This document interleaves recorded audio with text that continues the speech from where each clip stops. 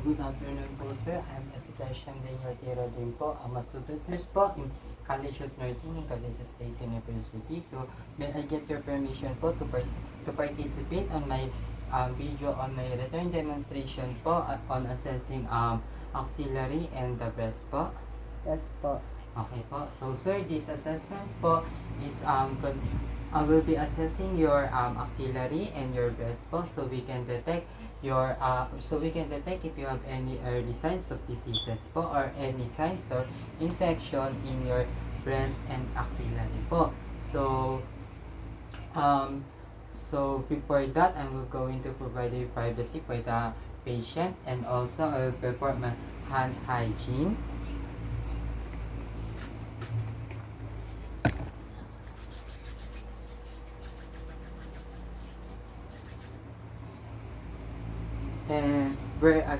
And where account for the patient, so he can be comfortable, and I can be easily assessed on him.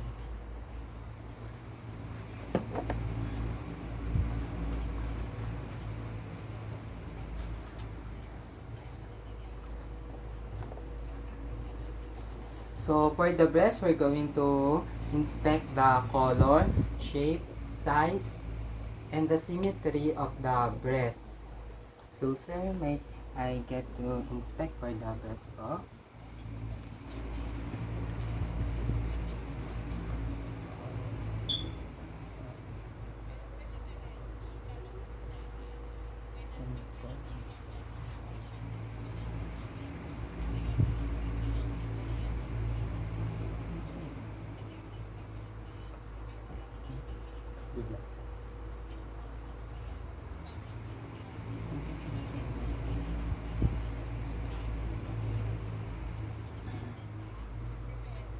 So upon on inspecting on the breast of the patient, it is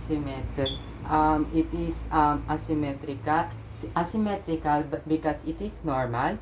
Also, I don't see any lesions, bruise, and also a redness on the breast of the patient. Also, the color is aligned on the skin tone of the patient.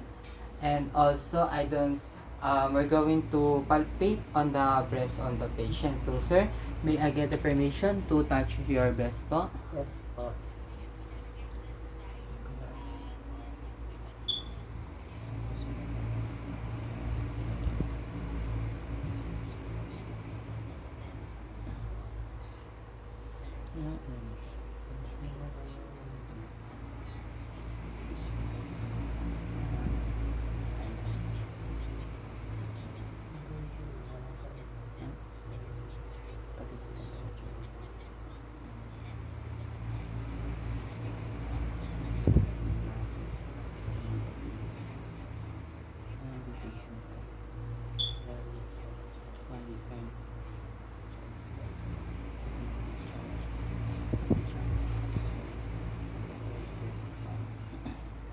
So, on the breast of the patient, I don't feel any masses when pal palpate. Also, the nipple is construct easily, and also the I don't feel any masses on the breast of the patient. And we're going now to do on the axillary assessment. So, sir, may I check your axillary po?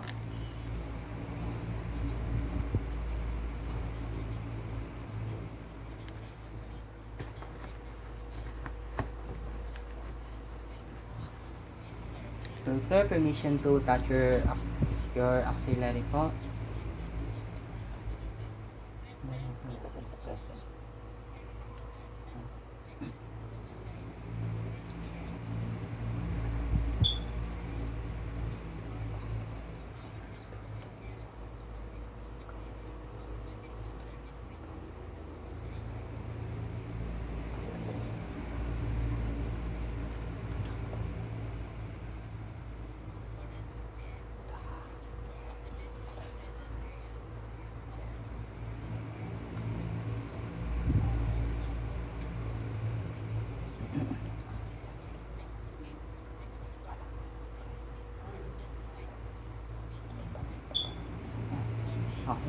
the other side too, sir.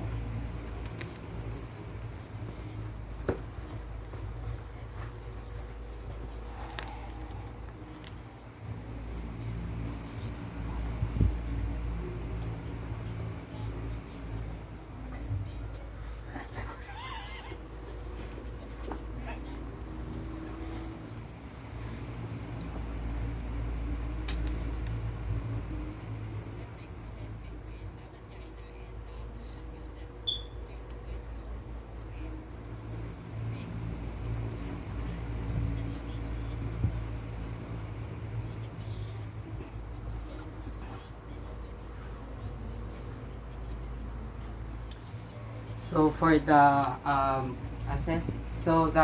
upon on my inspecting and palpating on the axillary of the patient, I on both side of axillary of the patient, I don't see any redness, lesions and bruise on the axillary on the patient. Upon on my palpation, I don't feel it. Also the hair distribution is aligned. Also I don't upon on my distribution, I don't upon on my palpation, I don't feel any um lymph nodes on the axillary of the patient. Also there's no presence of any masses on the both axillary of the patient. So after